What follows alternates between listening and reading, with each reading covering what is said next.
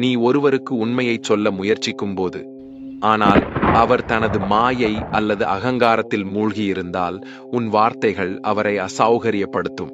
இதுபோன்ற சமயங்களில் மௌனமாக இருப்பதே மிகப்பெரிய உபாயமாகும். உண்மையின் விதை அப்போதே பலிக்கும்.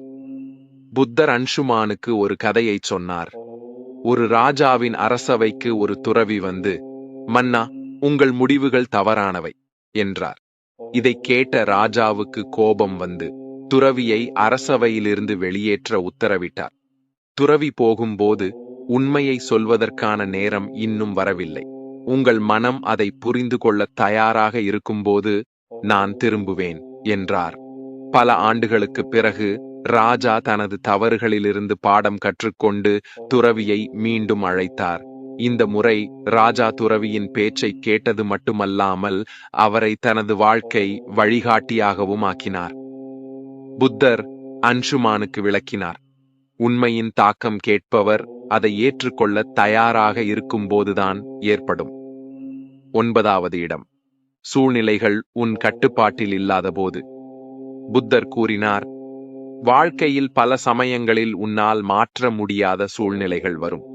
அவற்றைப் பற்றி கோபப்பட்டு அல்லது வருத்தப்பட்டு நீ உன் அமைதியை மட்டுமே இழப்பாய். இது போன்ற சமயங்களில் மௌனமாக இருப்பதே மிகவும் புத்திசாலித்தனம். அவர் விளக்கினார், மௌனமாக இருப்பது பலவீனம் அல்ல, மாறாக பொறுமை மற்றும் சமநிலையின் சின்னம்.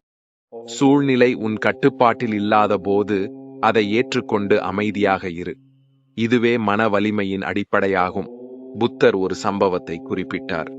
ஒருமுறை ஒரு விவசாயி புத்தரிடம், என் வயல் காய்ந்து கிடக்கிறது, மழை பெய்யவில்லை, நான் என்ன செய்ய வேண்டும் என்று கேட்டார்.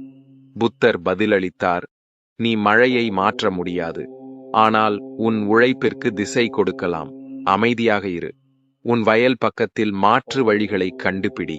அமைதியாக யோசித்தால் தீர்வு தானாகவே வரும். விவசாயி அதையே செய்தார். விரைவில் அவரது பிரச்சனை தீர்ந்தது. புத்தர் கூறினார், சூழ்நிலைகள் உன் கட்டுப்பாட்டில் இல்லாத போது அமைதியாக இருந்து பொறுமையாகவும் தீர்வை நோக்கியும் செயல்படுவதே உன் மிகப்பெரிய பலம். 10வது இடம். உன் இதயம் நிரம்பும்போது. புத்தர் அன்சுமானிடம்